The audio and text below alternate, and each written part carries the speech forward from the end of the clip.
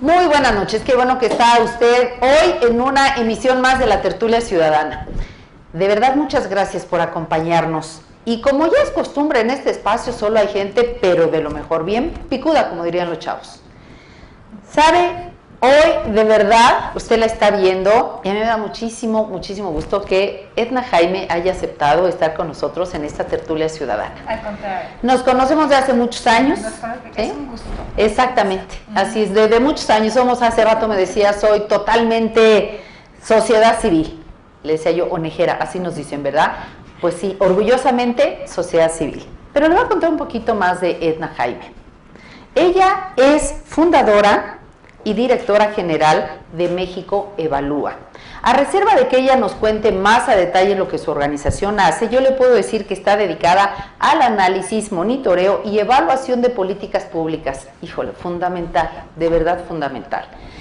Sobre todo en el área de seguridad pública y el gasto gubernamental. ¿A dónde se va la lana que pagamos de nuestros impuestos? Pero antes de crear México Evalúa, ella fue directora y para mí esto fue sorpresa. Nos hemos encontrado en muchos eventos durante muchos años. Ella fue directora del Centro de Investigación para el Desarrollo, conocido como CIDAC.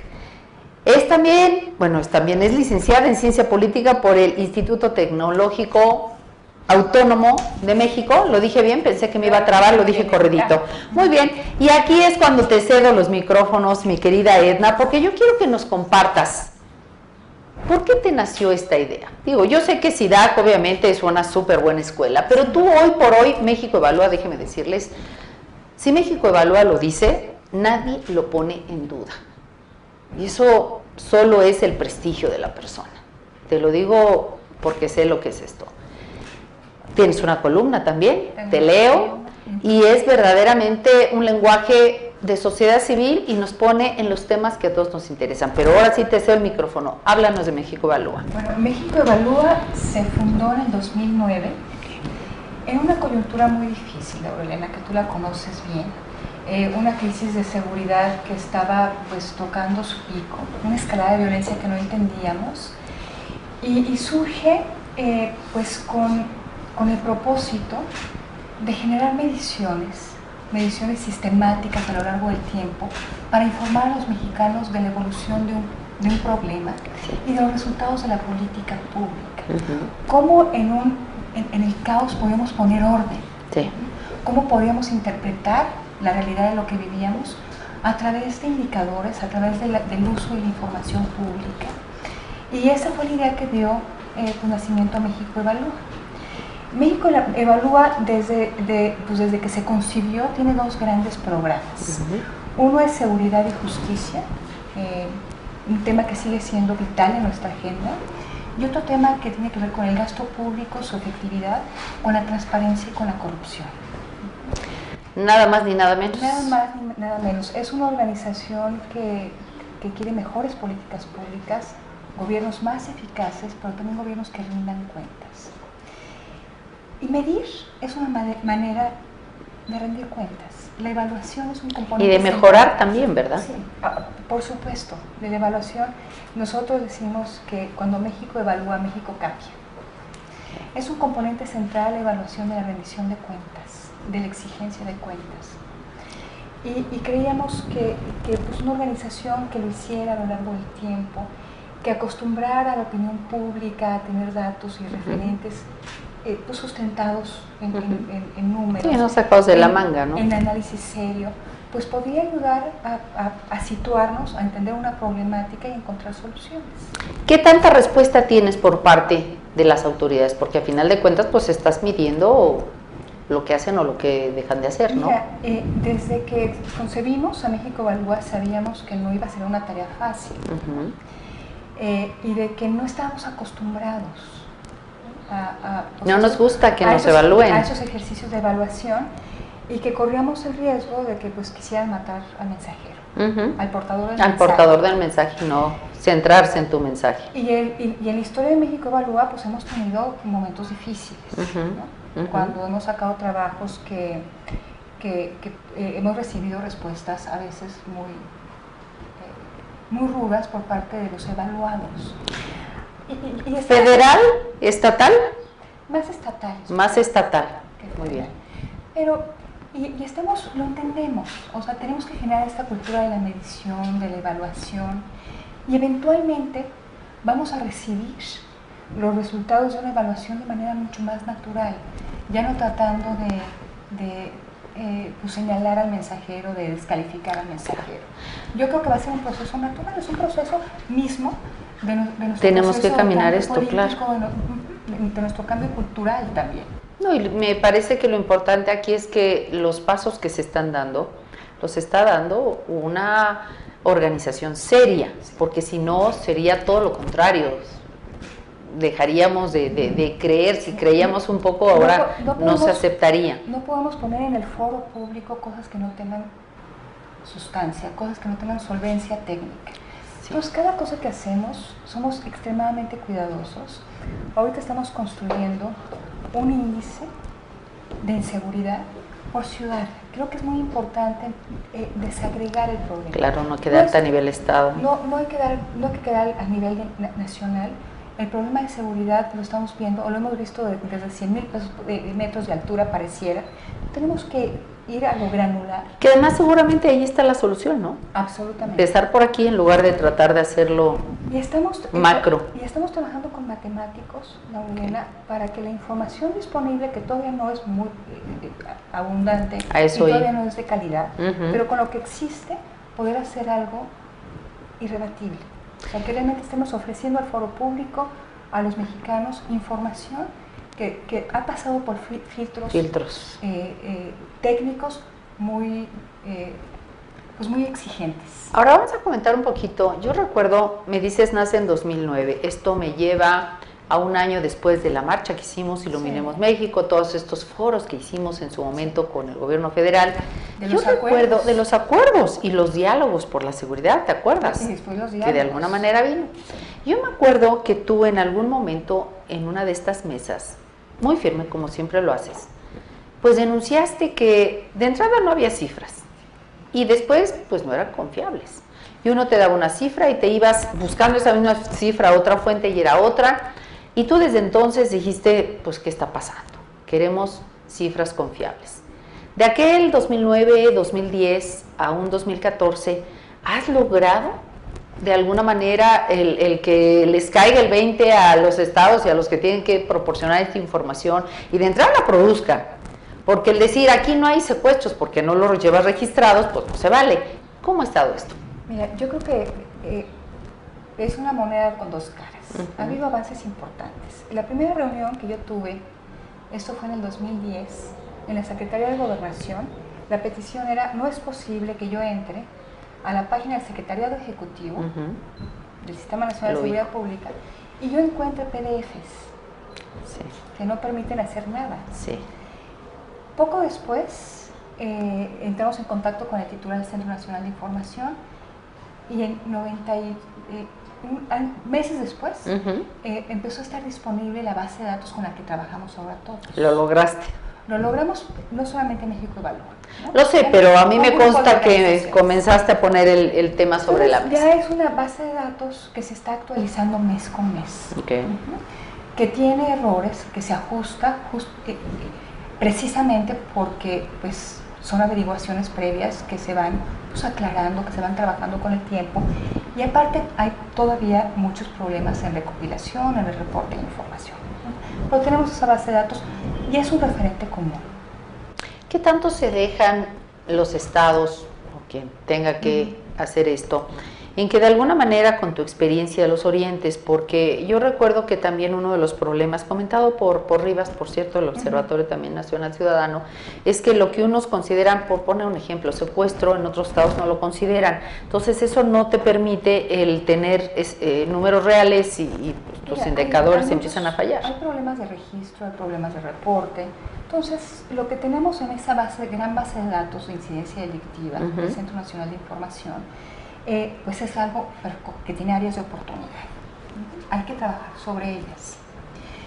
Nosotros, Laurelena, por darte un ejemplo, estamos solicitando a través de solicitudes de información con las procuradurías, preguntando cosas específicas. Y ya tenemos las respuestas de algunos estados.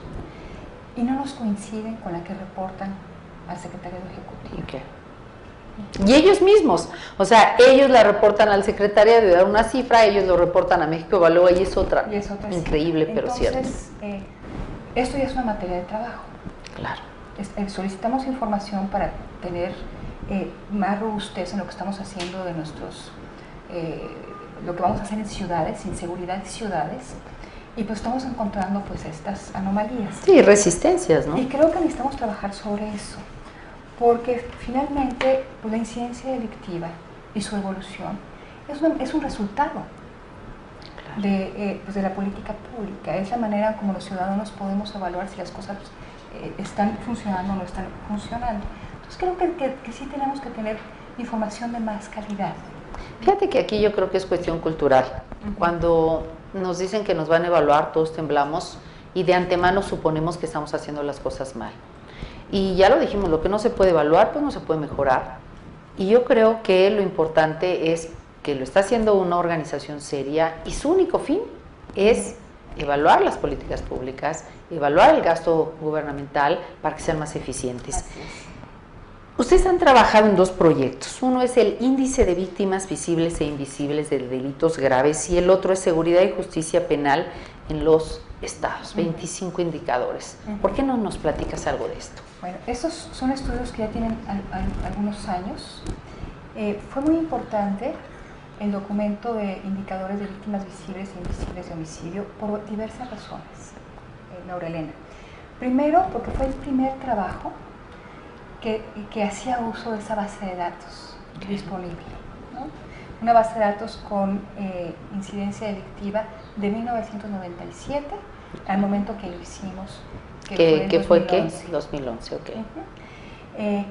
Y fue muy interesante además, y lo hicimos con mucha conciencia, hablar de víctimas y hablar de víctimas invisibles. Sí. Creemos que era fundamental darle un carácter humano a las cifras. Sí. Y que no fuera un número frío. Y al costo de la violencia. Nos acostumbramos a hablar de muertos, de fosas. Y tienen un nombre todos. Y tienen una cara, y hay una familia detrás de esa víctima de delitos de alto impacto. Y para nosotros ¿A dónde te llevó? ¿Cuánto reflejó? Porque otra vez fue una víctima directa, pero los indirectos. Mira, los indirectos hicimos simplemente un supuesto. Cada estado agarramos las cifras de población de cuánto es la familia promedio. Y como es una aproximación. Claro. Laura, una aproximación, pero nos parecía muy importante poner eso en la agenda. Sí. Porque creemos que amerita una respuesta de política pública, amerita una respuesta de Estado. Si no se atienden a las víctimas invisibles, vamos a estar reproduciendo estos ciclos de violencia. Sí. Entonces es crítico ponerlo en la agenda. Y creo que fuimos exitosos en ese propósito. ¿Qué generó? Bueno, generó que en el discurso se incorporara el tema de las víctimas, se incorporara este concepto de las víctimas invisibles, y esto después desencadenó no nada más por efecto de lo hecho por México Evalúa, sino de otras organizaciones, sí. Pues la ley de víctimas, hasta las oficinas públicas específicas que hay ahorita para la atención, que Entonces, vamos en el camino. Vamos en el camino, pero era muy importante tratar de poner el reflector en ese costo humano de la violencia. Parte sensible, sí. Irnos un poco de dejar la cifra fría, ¿no? Sí. La parte de seguridad y justicia, híjole, con la reforma penal encima, bueno, ¿cómo lo ves? ¿Qué has trabajado tú y cómo ves lo que viene? Esos son indicadores para dónde estamos en materia de seguridad y de justicia. Acabamos nombrando al documento 25 indicadores de nuestra debilidad institucional. Yo creo que detrás del problema de seguridad, detrás de nuestro problema de violencia, pero también detrás del problema de la injusticia en este país, tiene que ver con la debilidad de nuestras instituciones.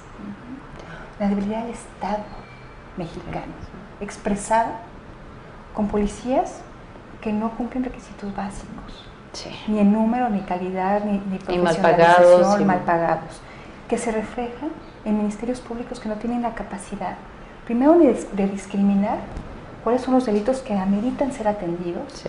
y eso es para llevar investigaciones bien hechas, ¿no? Debilidad institucional que se refleja en índices de impunidad muy altos, pero no solamente eso, en violación sistemática de derechos humanos, en tortura, ¿no? En incapacidad. En penales tenemos una crisis en nuestro sistema penitenciario tremendo, que es otro documento que México Que era lo que estaba viendo. publicó hace poco. De hecho, antes de mostrarlo, yo quiero invitar a usted que nos hace favor de seguirnos. Les recuerdo que nos puede mandar sus preguntas, sus comentarios a Edna Jaime. Los que se puedan se contestan al aire y los que no se los respondemos, se los responde vía Twitter o vía Facebook. Aquí atrás está viendo usted nuestros Twitter, Facebook y me parece que también directamente live stream se vale, ¿verdad? No soy muy buena en esto de las redes sociales, pero usted sí, de internet y demás. Así es de que ya sabe, no se quede con nada preguntado para preguntar a Edna, y también regálanos tu página de internet para quien quiera conocer más de México Evalúa. www.mexicoevalúa.org. Ahí encontrarán nuestras publicaciones, de las que ya comentamos, y muchas otras. Información de veras que vale la pena. No deje de consultar esta página. Ahora sí entramos a las publicaciones que tienes aquí. Bueno. Sistema penitenciario es... Sistema penitenciario. Otro gran problema, ¿no? Mira, Laura Elena... Deuda. Así, creo que cada documento mide nuestra identidad. ¿Me permites mostrarlo para claro que vea? que Porque sí. me parece que no salía a cuadro. Este es el que estamos viendo, la parte de la cárcel en México. ¿Para qué? Pues hasta ahorita parece que para tener profesionales criminales, ¿no? Criminales profesionales. Cada estudio, te comentaba, tiene indicadores. Nuestra identidad está vinculada con la evaluación y con las métricas, ¿no? Pero siempre queremos colocar un mensaje en la opinión pública, en el debate. Y el de este documento es el que nos estamos dando un balazo en el pie. Creemos que encarcelando, poniendo castigos ejemplares, queriendo alargar las penas, queriendo tener venganza, vamos a solucionar nuestro problema de violencia e inseguridad. Yo creo que lo vamos a reproducir. ¿No? Y de lo que habla este documento es que la respuesta más extrema del Estado mexicano, que es privar de la libertad a una persona por cometer un delito, lo estamos usando indiscriminadamente. ¿Está fallando la justicia? ¿Están fallando los jueces, los criterios? ¿Qué está fallando? Estamos en un contexto, en un ambiente que están ofendidos por la inseguridad y por la violencia, habiendo sido víctimas. Estamos queriendo venganza en lugar de justicia. Y esto, la clase política, quienes toman decisiones, lo procesan de manera de, pues vamos a incrementar penas, vamos a criminalizar más conductas, vamos a castigar todo. Toda esta respuesta, este último recurso del Estado, que debería de aplicarse para delitos de alto impacto, ¿no? Que realmente agravian a la sociedad, se aplica a cualquier persona. ¿Qué estaremos hablando de secuestro? Pero aquí, Laura Elena, me refiero que la cárcel es para que robó unas... Sí, claro, un pan o lo que sea. Un pan. Sí. Realmente, el 94% de las sentencias implican prisión. No tenemos desarrollados mecanismos alternativos, ¿no?, de sanción. ¿Y esto no se solucionará con la reforma penal? En parte sí se va a solucionar. En parte, pero eso me preocupa. A ver, dime. En parte se va a solucionar. ¿En parte mucho o en parte poco? No, yo creo que necesitamos desinflar las penas. Quitarnos la idea que inflando penas vamos a solucionar el problema. Entonces, esto último del anuncio, que tan orgullosa estaba la Cámara de Diputados que habían incrementado la pena a secuestradores. No, me parece ridículo. Me parece ridículo porque además la probabilidad, estamos viendo que nuestras tasas de impunidad en secuestro son altísimas. Así es. Sí, deja que los agarren, deja que los consignen, deja que los sentencien, ¿no? No se denuncia. Entonces, y pues ¿para qué le sumamos tantos años? Laura Elena, es hacernos tontos. Sí, quizá en su momento ellos piensan que están atendiendo un problema que la sociedad exige y creen, pues parecería que desconocen el tema y la manera de solucionarlo. Yo creo que puede existir esta noción de que una pena muy severa, muy larga, puede tener un componente disuasivo. Eso no está probado todavía, pero supongamos que lo tiene, que tiene un componente disuasivo, una pena... Que de veras aquí hay Estado de Derecho, que de veras aplica la ley, ¿para qué me la juego, no? ese componente disuasivo, pero no, pues en un contexto donde pues es muy difícil, donde pues matar tiene permiso, donde violar la ley tiene permiso. Entonces, en este contexto incrementar las penas realmente no tiene efecto. En tu publicación que nos mostraste ahorita de la cárcel en México, ¿para qué? ¿Llegas a la población de las cárceles o no entras a lo que es la población? Nosotros trabajamos con registros oficiales, con literatura, con fuentes secundarias, pero sí conozco gente, mexicanos ejemplares, académicos ejemplares, que tienen una vida dedicada a conocer las personas en reclusión. Me refiero a Miguel Sarre. Miguel Sarre ahorita está haciendo una labor maravillosa. Es del ITAM, ¿no? Es un académico del ITAM. Estamos en un momento definitorio en el tema de las prisiones. Se está discutiendo la ley de ejecución penal. Miguel presentó una propuesta.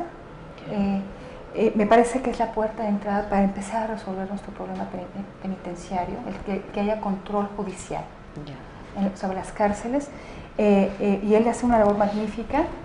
Tenemos también a Elena Saola. Elena, ella ahorita está estudiando en la red. Adolescentes. Antes tiene testimonios de mujeres en prisión, y el maltrato, tenemos una crisis humanitaria en las prisiones en México, y tenemos una crisis de seguridad en las prisiones en México. No sé por qué. No es un tema para quien toma decisiones, para quien tiene la autoridad para cambiar el estado de cosas. A reserva de que me puedas responder, porque si me están pasando preguntas, supongo que ya vamos en la tercera parte del programa. A mí me gustaría que ahorita nos dijeras en este momento cuál es el proyecto en el que están ustedes trabajando. Yo sé que vas en uno y en otro y en otro. De hecho, aquí tienes una serie de publicaciones que además periódicamente estás en los medios, y la verdad yo a veces te acompaño, a veces nos damos tiempo y nos vemos, pero si no, lo leo en el periódico tu presentación. Nos preguntan vía Twitter, Edna Jaime, ¿el gobierno ya perdió el monopolio del diagnóstico, el diseño, la implementación y evaluación de los problemas nacionales? Me parece que está muy completa. En Facebook nos preguntan, ¿cómo te imaginas a México en 10 años? Fíjate, acabamos de estar ahorita a 10 años de la marcha, vamos a hacer el ejercicio a 10 años. ¿Qué pusiste en tu cápsula del tiempo? y no dije nada, yo estuve con ella y no dije nada. Y el tercero, la encuesta nacional de lectura 2012 revela que a la mayoría de los mexicanos no le gusta leer. ¿Qué hacemos? ¿Cómo hacemos llegar la información de México Evalúa a la sociedad en general? Bueno, respecto a los diagnósticos, yo tengo mucho tiempo en sociedad civil, en organizaciones de análisis de la sociedad civil. Me he formado en ellas. Y cuando yo empecé a trabajar en CIDAD, que fue a mediados de la década de los 80, pues era un México completamente distinto.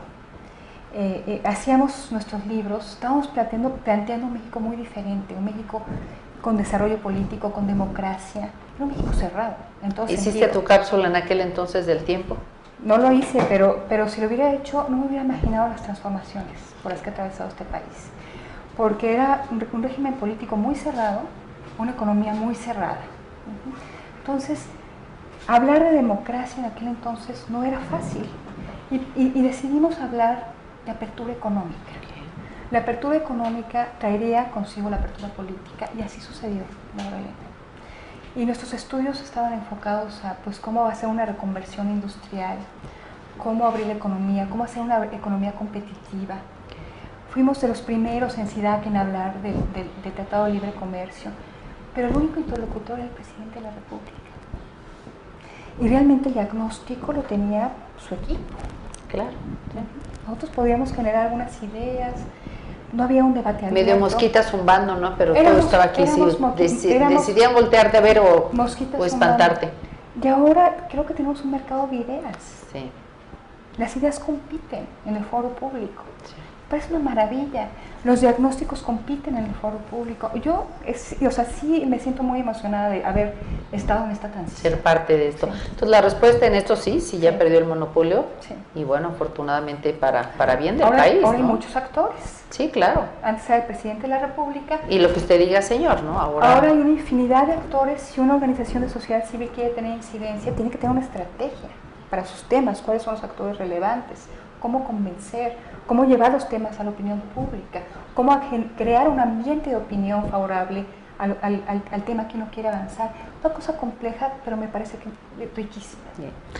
Esta pregunta, antes de que nos la respondas, de cómo te imaginas en México a 10 años y lo de tu cápsula, déjeme decirle que el día 27 de junio se cumplieron 10 años de la marcha Rescatemos México, en la cual, bueno, pues yo tuve pues en su momento la decisión y la fuerza, y es algo que realmente no me arrepiento para nada de haber hecho. Y logramos acudir a México en el tema de seguridad, básicamente fue contra el secuestro, y este domingo hicimos un acto pues muy ciudadano, muy simbólico, y en la Casa de Lago, en el bosque de Chapultepec, nos dimos cita a algunos líderes sociales, y entre ellos Edna Jaime, y depositamos era nuestra lata, se ve muy bonito Cápsula del Tiempo, pero era una lata, y en esa lata pusimos cosas, deseos y algo que dentro de 10 años, cuando la abramos, veamos qué tan atinados estuvimos, ¿no? ¿Qué pusiste? Si es que se puede saber. Bueno, yo introduje en mi Cápsula del Tiempo el primer documento de México Evalúa, que creo que condensa la esencia de esta organización y lo que yo quiero para este país, que es un sistema de rendición de cuentas cabal. Un componente de un sistema de rendición de cuentas cabal es la medición, son los indicadores. Entonces, en términos muy concretos, Laura Elena, yo quisiera llegar dentro de 10 años, que no tengamos disputas ya por qué número de seguridad y los homicidios, no, que tengamos un sistema de evaluación como ahora lo tenemos para la política social. Ya no discutimos el número de pobres. Así es, ahora es cómo se puede hacer para... Que lleguemos con un sistema muy robusto de evaluación de políticas en materia de seguridad y de justicia. Entonces, ¿qué quiero para el país? Pues un sistema de rendición de cuentas cabal, y en el centro, mecanismos de evaluación muy robustos, independientes. Pues yo creo que esto lo estamos apoyando y deseando muchos más, no solo tú en esta Cápsula del Tiempo. Me está llegando otra, vamos a ver si le damos salida también. La encuesta nacional, la lectura, ¿cómo le hacemos para que tus documentos lleguen a más personas? Y te la junto con otra. ¿Qué tan eficiente, Raúl Granados, qué tan eficiente resulta el IFAI en las investigaciones de México Evalúa? Mira, la primera pregunta era de cómo podemos hacer para que más gente lea, dado que no hay costumbre de leer. Los medios electrónicos, las redes sociales están revolucionando la manera en que una organización de sociedad civil se puede comunicar con sus interlocutores. Y los interlocutores no solamente es el señor legislador o los miembros del gabinete, son los ciudadanos. Entre nosotros, claro. Entre nosotros. Entonces, bueno, las redes sociales me parece que son este instrumento que hacen que la sociedad civil tenga un potencial como nunca antes lo tuvo. Pues entonces ya sabe, la página ya estará apareciendo ahorita, seguramente nuestro equipo de producción estará poniendo la página nuevamente de México Evalúa. Entre a verla. Creo que los niveles de escolaridad de esta sociedad tienen que incrementarse de manera dramática. Medio minuto del IFAI. Del IFAI es crucial. México Evalúa llega hasta donde la información lo permite. Y si nuestro derecho a saber está garantizado, el IFAI te responde. Si tenemos un órgano garante que nos garantiza nuestro derecho a saber, entonces vamos a poder hacer muchas cosas. ¿Y si responde el IFAI? Sí responde. ¿Sí? Sí responde. Hay veces que pues, no existe la información. Bueno, el IFAI no responde, le responden al IFAI y el IFAI obviamente al que pidió. El IFAI en los temas donde hemos entrado en controversia con la autoridad, pues ha apoyado pues nuestra solicitud de información, ha sido un garante de nuestro derecho. Claro que es una limatías, ¿no? Que si nos responden, que si metemos un recurso, la información debe estar disponible. Claro, debería, pues a eso tiramos a rendición. Lo que llevamos aspiramos. La transparencia activa. Pues, ¿qué cree? Que ya se nos terminó esta media hora verdaderamente de aprendizaje. Es un gusto, es un placer siempre platicar con Edna Jaime. A nombre de Laura Elena Rajón y de todo mi equipo, de veras, gracias por abrirnos pues tu espacio, habernos acompañado.